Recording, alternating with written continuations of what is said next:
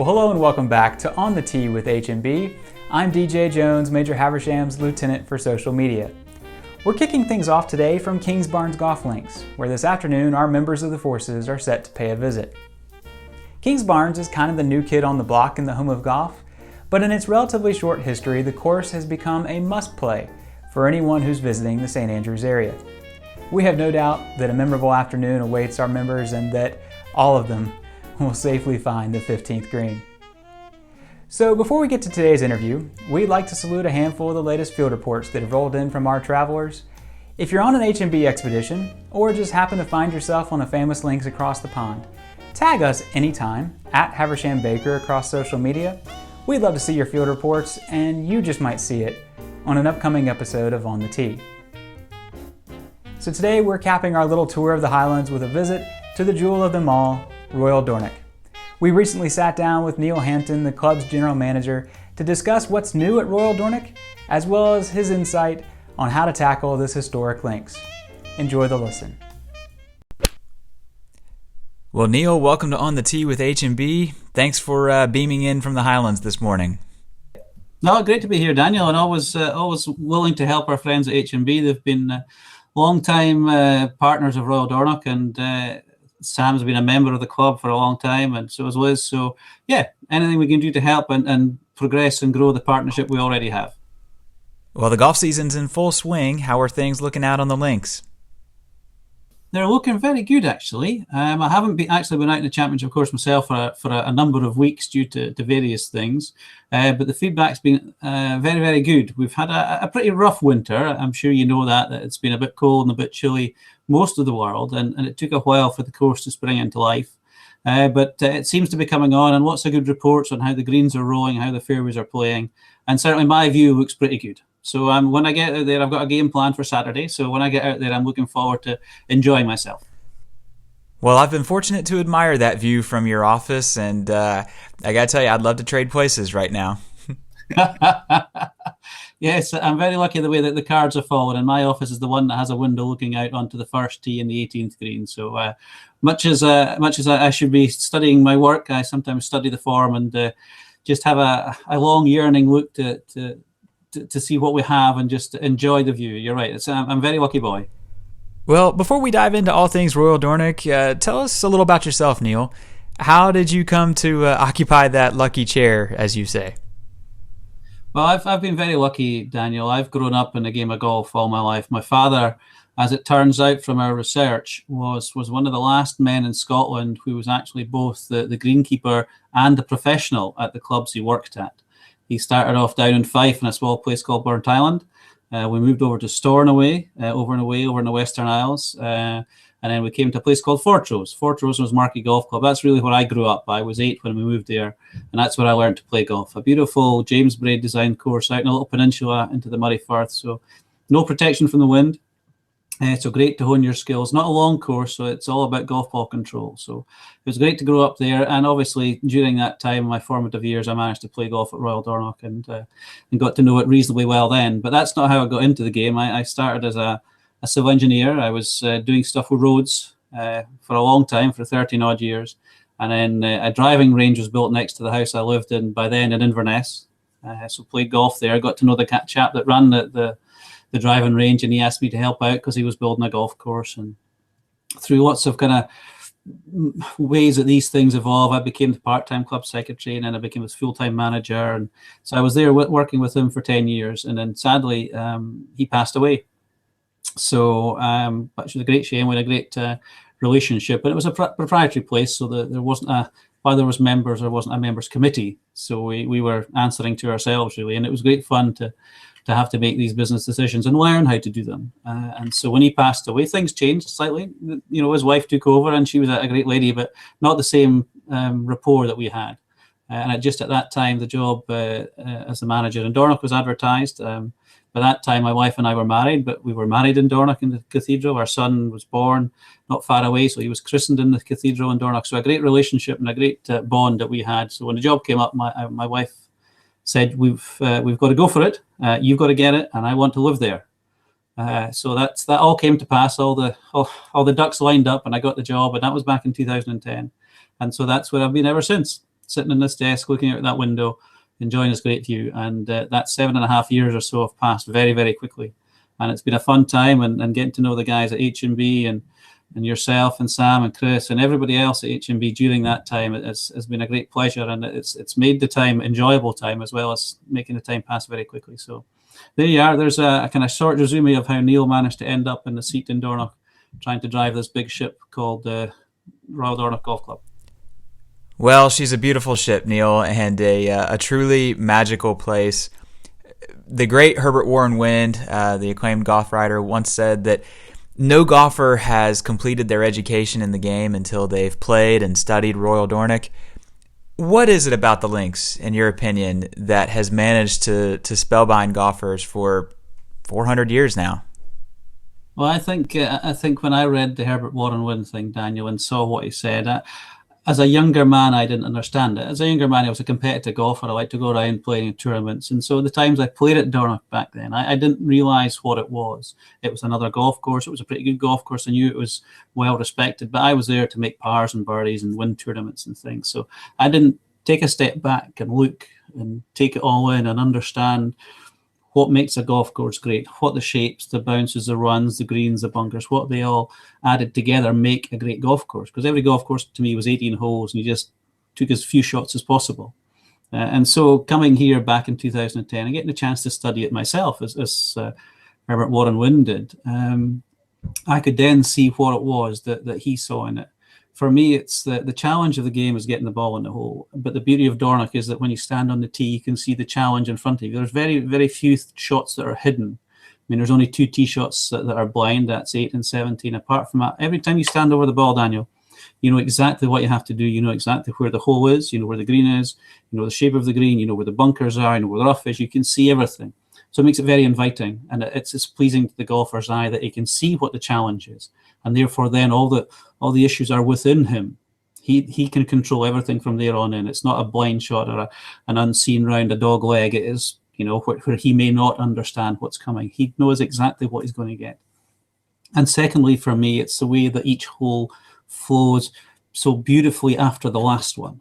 It's the layout of the course, and the second, the par 3, follows on beautifully from the nice, interesting but short and beautiful par 4, the first, and then you get round the corner from the second green. When the whole of the course opens up in front of you, you can just see the landscape. And also then the views of the course itself, and the views of the sea across to the Dornoch Firth, the Tarbot Ness. All these things combined and the way that all flows together and fits together, to me, is a perfect jigsaw.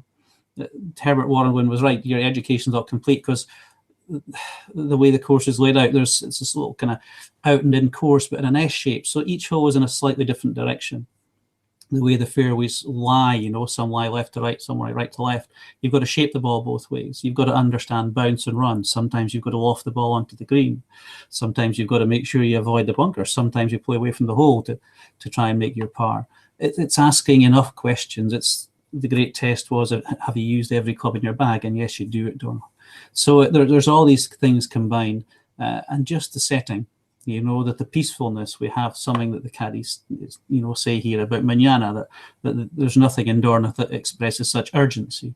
So you've got all these things wrapped up into what to me is perfection when it comes to golf. Perfection indeed, but that perfection is not without a fair bit of evolution.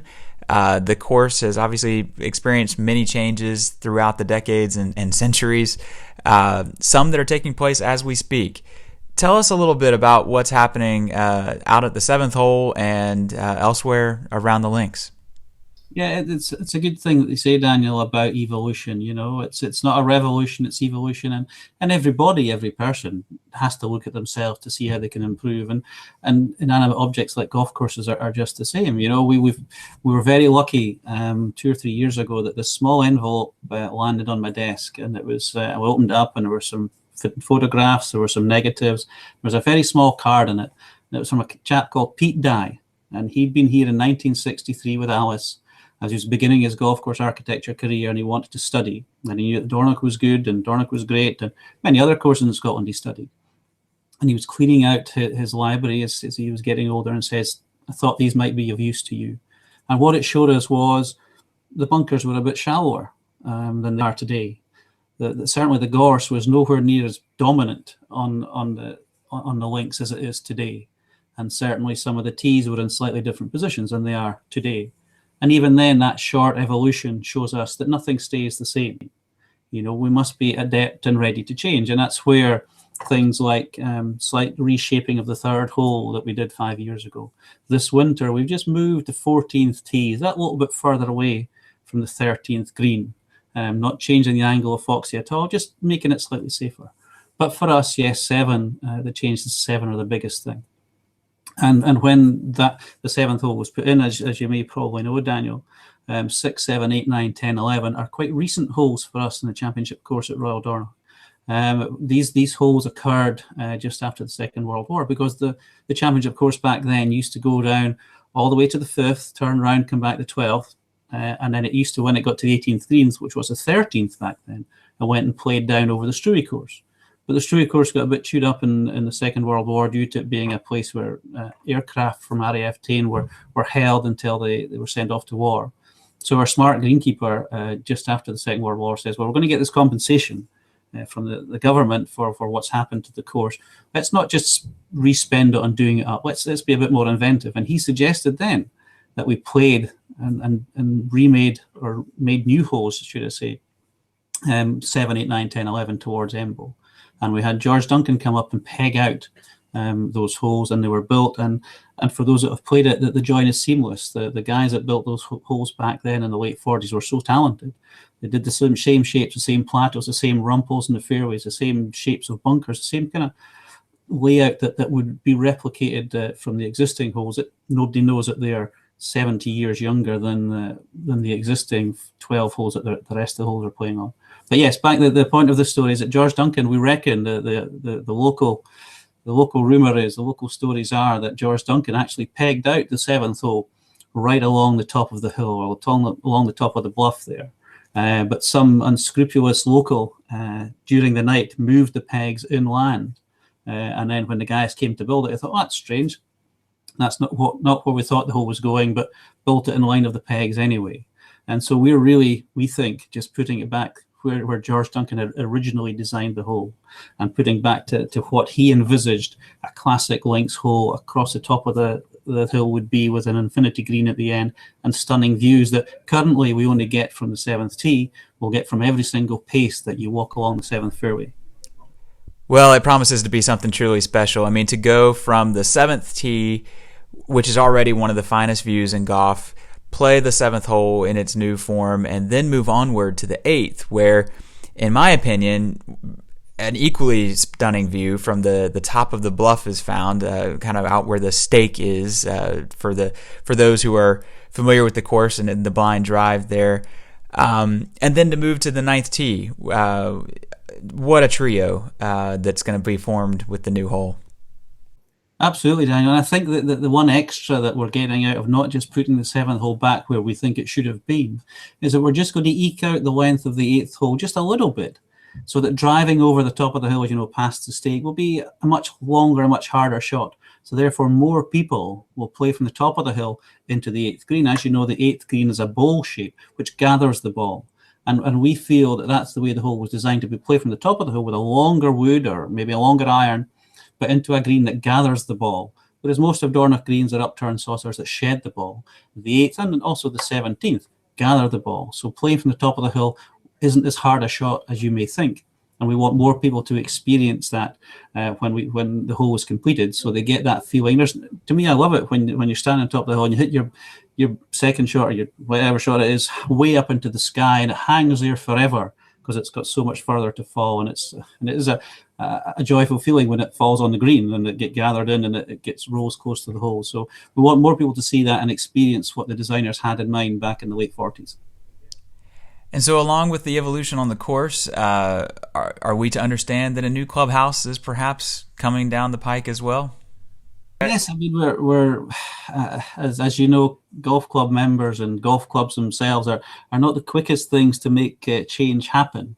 we've been very fortunate that the members have taken on board the changes we proposed for the golf course, and they see the evolution and they see the need and the desire. And backtracking to the 7th, we were quite fearful that if we proposed this, it would be thrown out by the members out of hand because it was sacrilege to change something so sacred. And in fact, it was the opposite. They could see the benefits of the 7th hole and just said, get started as soon as you can. 100% backing at the AGM, 100% backing by the members. So we're fortunate with that. But yes, the clubhouse is always a talking point for any club. It's a place where a lot of people hang out. It's a place a lot of people come, and so every place has to have a clubhouse. It's, and being Scottish, we started with a small one. Back in 1909, we built our first one, and this is where we are today, but it's been slightly extended, it's been pushed and squeezed and reshaped and everything into what we have today. And what you've seen in the views from the upstairs lounge are stunning and match any elsewhere in the world. But because of the size of our business, number 4 ranking in the world, the number of people we have, the number of members that are here, we're now outgrown that, and there's really the site we're in is not possible to do any more extensions and push ourselves in that direction. So we want to give our next generation, their grandkids, everybody for the next 100 years something to be proud of. So we feel we're a lot closer to that with the backing we have from now the local community, the relationship we have with them. They're behind us now. So what we're looking to do, Daniel, is to build not a state-of-the-art clubhouse. It will be internally a state-of-the-art, but a building that looks sympathetic to what Dornoch is, sympathetic to the traditions of the club, sympathetic to what the championship course gives people, that warm glow feeling. We want something that looks, that fits into the skyline, the architecture of Dornoch, but yet in the inside gives us the views out that we already have, but even more so. So we're working hard with our architects to give us something that we'll be proud of for 100 years, and our grandchildren will say, well, that was a good job, well done. For us, we want to move it from the site we're in. We're going to go over just the other side of the first tee next to the putting green, trying to get ourselves a little bit closer to the Struy course so we can enhance that, manage that a little bit better than we do at the moment. Again, we want to upgrade the Struy course. Our architect, Tom McKenzie, who's works with Martin Ebert for the R&A, they do a lot of work for them, has been very good with us. He is a member of the club, so a close relationship with them. So they're going to help us upgrade the Struy. We're going to try and put our new clubhouse in, and obviously with the thought that Mike Kaiser and this team, Todd Warnock, are going to build at Cool Links. There's going to be just that greater recognition of golf in Dornoch and East Sutherland, and maybe we get more people coming. So having a little bit extra space to cater for new friends that we haven't met yet will just be what we need. If plans go well, Daniel, 4 years' time, we'd like to invite you across, and you can cut the ribbon maybe. Happy to help out anytime that I can. Well, there's been quite a bit of buzz of late coming out of the Highlands as a result of the proposed development really just beyond your borders at Cool Links. What is your view of Cool, and what impact, if any, do you see it having on your club?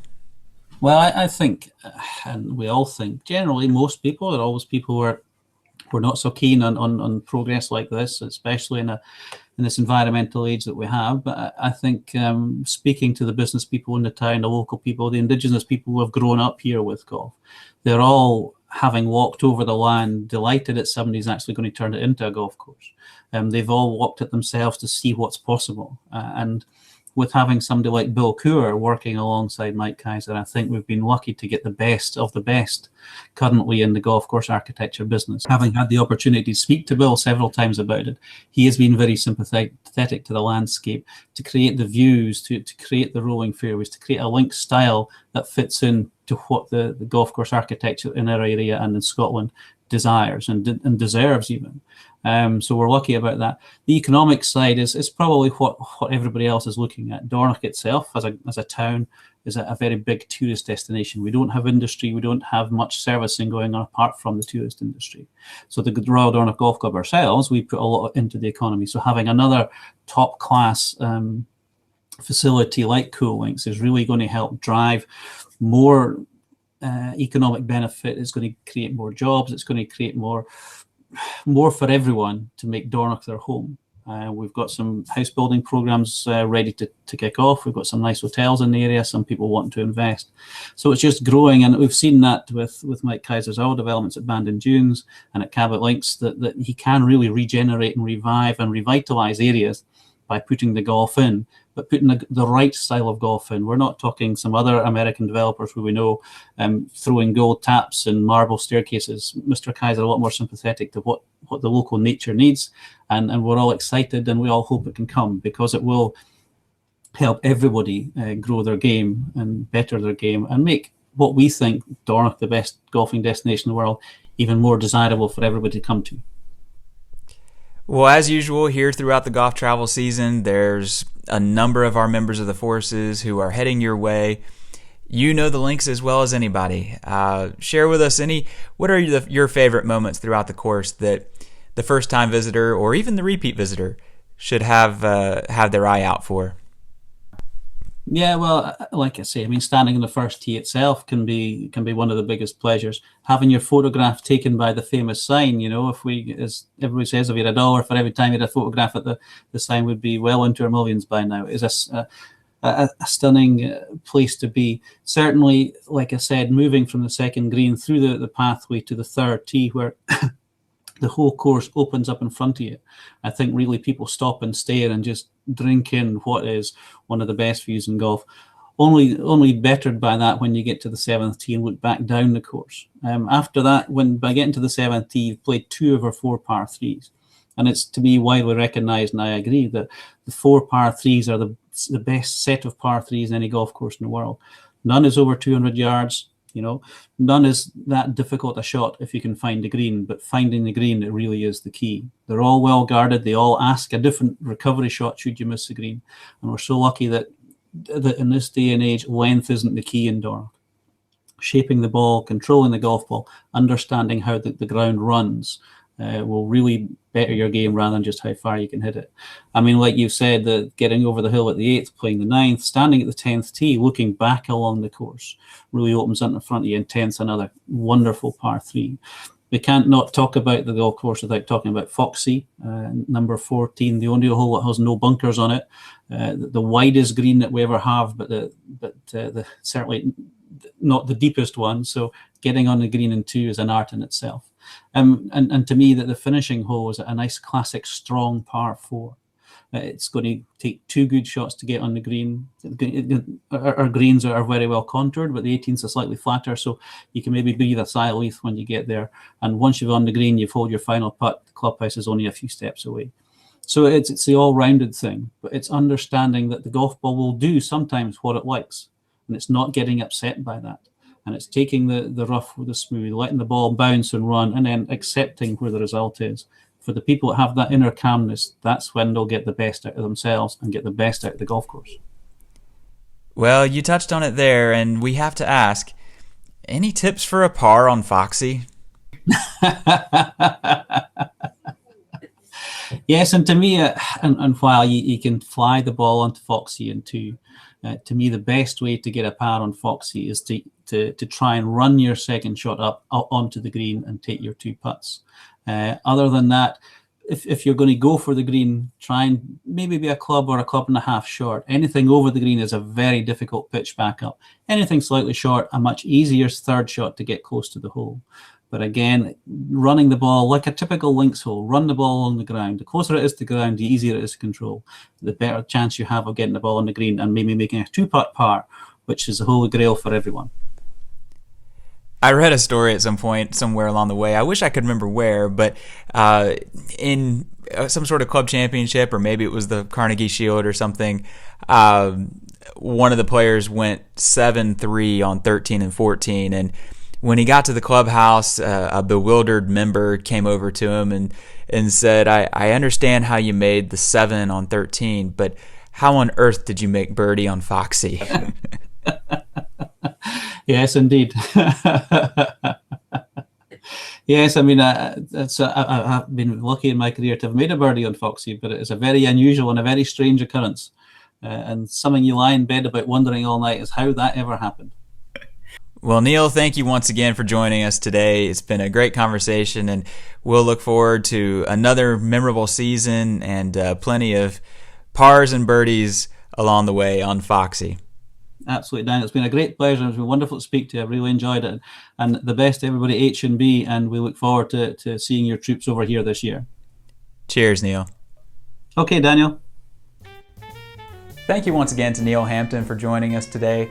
If you'd like to keep up with all things Royal Dornoch, as usual, we suggest giving them a follow on social media.